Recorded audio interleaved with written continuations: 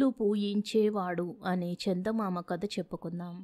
ఒక గ్రామంలో ఒక ముసలివాడు, అతని భార్య ఉండేవాళ్ళు. వాళ్ళు చాలా పేదవాళ్ళు. ఏడాది పొడుగునా ముసలివాడు ఎంతో శ్రమ పడితే గాని వారికి గడిచేది కాదు. ఎందుచేతనంటే వాళ్లకు పిల్లలు లేరు. వారొక కుక్కను పెంచుతూ దాన్నే ఎంతో ప్రేమగా చూసుకునేవారు. ఒకరోజు సాయంకాలం ముసలివాడు తన పని ముగించి సూర్యాస్తమయం వేళ అడవికేసి షికారుగా బయలుదేరాడు. అతని వెంట అతని భార్య, కుక్క కూడా బయలుదేరారు. వారు చెట్ల మధ్యగా కాలిబాటన పట్టి పోతుండగా ఒకచోట కుక్క ఆగి నేలవాసన చూసి గట్టిగా 2 సార్లు అరిచి కాళ్లతో మట్టి తవ్వసాగింది. భార్యాభర్తలిద్దరూ సమీపానికి వచ్చి చూసేసరికి కుక్క తవ్విన గుంటలో కొన్ని బంగారు నాణాలు కనిపించాయి. వాళ్ళు ఆ గుంటను తమ చేతులతో పెద్దది చేసేసరికి మరికొన్ని బంగారు నాణాలు దొరికాయి. మట్టి వదులుగానే ఉండడం చేత వాళ్ళు త్వరలోనే అక్కడ పాతి ఉన్న బంగారు నాణాలన్నీ తీసుకుని గుడ్డలో మూట కట్టుకుని తమ దారిద్ర్యాన్ని ఒక్కసారిగా తీర్చిన తమ కుక్కను మెచ్చుకుంటూ ఇంటికి తిరిగి వచ్చేశారు. బంగారం దొరికిన తరువాత ముసలివాడు గ్రామంలోని బీద వాళ్ళ ఇళ్లన్నిటికీ వెళ్ళడము, వారికి అవసరమైన ధన సహాయం చేయడము చేస్తూ వచ్చాడు. అతను వెళ్ళిన చోటికల్లా కుక్క కూడా వెళ్ళేది. ముసలివాడు తన దగ్గర ఉన్న డబ్బుతో బీద రైతుల పొలాలు కొని వారికి మంచి వెల ఇచ్చి ఆ పొలాలను వారినే చేసుకోమని ఇచ్చాడు. ఇందువల్ల వాళ్లకు చాలా సహాయమైంది. ఈ ముసలి దంపతుల పొరుగున ఒక దుష్టుడుండేవాడు. అతను నీచుడు, క్రూరుడు కావడం చేత ఊళ్ళో ఎవరు అతనితో స్నేహంగా ఉండేవాళ్ళు కాదు.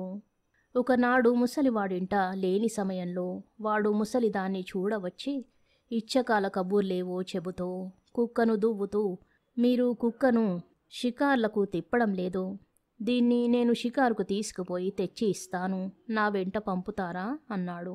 ముసలావిడ ఈ మాటలకెంతో సంతోషించి కుక్క నా దుష్టుడికిచ్చింది. ముసలివాడు ఇంటికి వచ్చి జరిగినది విని తాను కూడా సంతోషించాడు.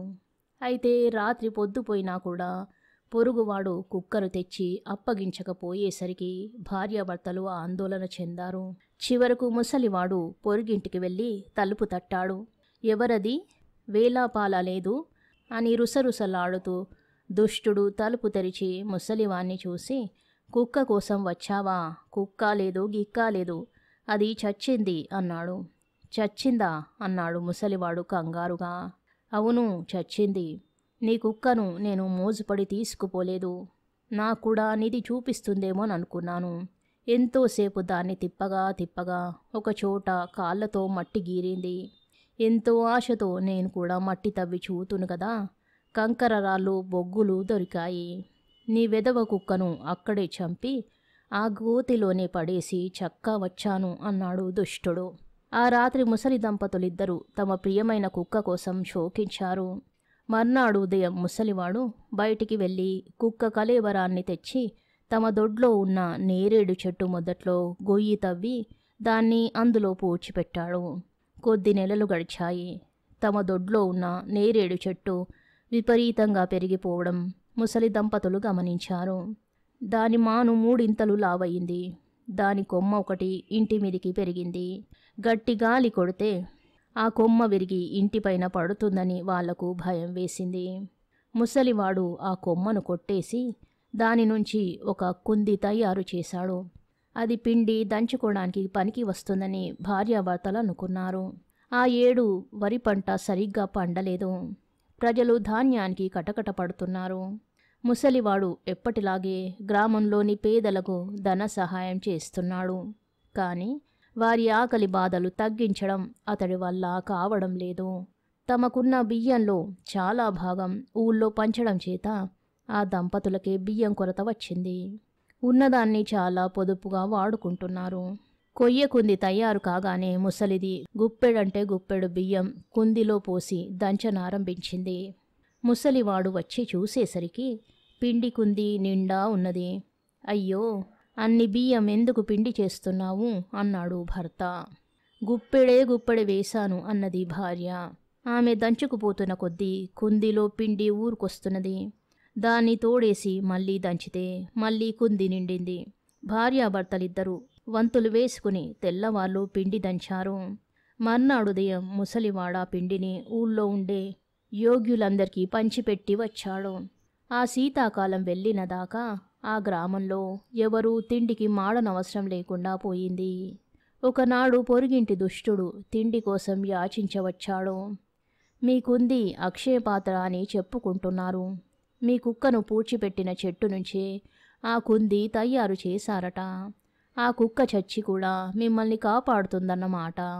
దాన్ని నేను బుద్ధి తక్కువై చంపాను, ఆకలితో చేస్తున్నాను అన్నాడు దుష్టుడు. కుందిలో పిండి దంచి ఇస్తానుండు అన్నది దయగల ఆ ముసలి ఇల్లాలు. నీకు శ్రమ ఇవ్వలేను తల్లి, ఒక్కరోజు మీ కుందిని నాకిస్తే నేనే పిండి దంచుకుంటాను అన్నాడు దుష్టుడు. భార్యాభర్తలు దుష్టుడికి తమ కుందిని కాస్త ఇచ్చేశారు.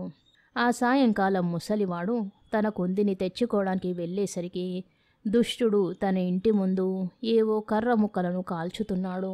చలిమంట వేసుకునేటందుకు ఇదా సమయం అని ముసలివాడన్నాడు. చలిమంట కాదు, నీ దిక్కుమాలిన కుందిని కాల్చి బూడిద చేస్తున్నాను. నా దగ్గర ఉన్న 4 గింజలు అందులో వేసి దంచితే పిండి రాకపోగా గులకరాళ్ళు వచ్చాయి అన్నాడు దుష్టుడు. ముసలివాడికి దుర్భరమైన వేదన కలిగింది. ఆ దుష్టుడు తనకేగాక గ్రామంలోని పేదలందరికీ తిండి లేకుండా చేశాడు. తన కుక్కకు మరొకసారి ద్రోహం చేశాడు. అతను కుంది కాలిన బూడిద కొంత తన బట్టలో కట్టుకుని ఇంటికి వెళ్ళాడు. తన కుక్క జ్ఞాపకం నిమిత్తం అతను కొద్ది బూడిదను నేరేడు చెట్టు మొదట్లో కుక్కను పాతిన చోట చల్లాడు.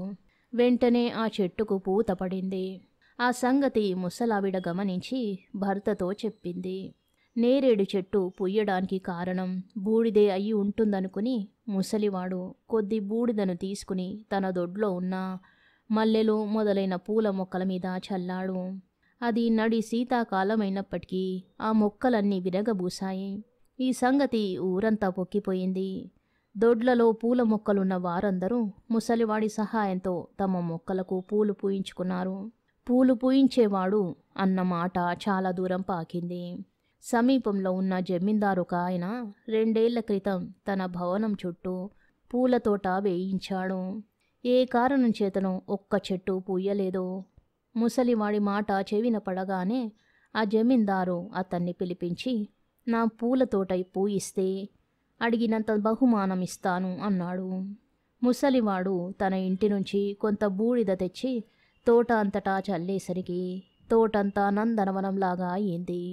వసంతకాలం రాకుండానే పూలతోట అలా విరగబూయడం ఎవరూ ఎన్నడూ విని ఉండలేదు. జమీందారు గారు ముసలివాడికి రకరకాల బహుమతులిచ్చి పంపేశారు. ముసలివాడి కీర్తి చూసి పొరుగున ఉన్న దుష్టుడు సహించలేకపోయాడు. వాడు పని పెట్టుకుని మర్నాడు జమీందారు గారి దగ్గరికి ఇంత బూడిద తీసుకుపోయి, మీరా ముసలివాణ్ణి తెగ మెచ్చుకున్నారట. అసలు వాడికా బూడిద ఇచ్చిందే నేను. విద్య నాది, పేరు వాడిది అయ్యింది. నన్ను నియోగించారంటే ఈ తోటను ఇంతకు 10 ఇంతలు పూయించగలను అన్నాడు. అలాగా, ఈ సంగతి నాకు తెలీదు. తోటను మరింత బాగా పూయించావంటే నీకు కూడా మంచి బహుమానం ఇస్తాను అన్నాడు జమీందారు. దుష్టుడు తాను తెచ్చిన బూడిదను పూల మొక్కల మీద, చెట్ల మీద కూడా చల్లుకుంటూ వెళ్ళాడు. వాడు అన్ని మొక్కల మీద బూడిద చల్లడం పూర్తి చేసి కలయజూసేసరికి తోటలోని ప్రతి మొక్క, ప్రతి చెట్టు చచ్చి ఉన్నది. జమీందారుకు మండిపోయింది.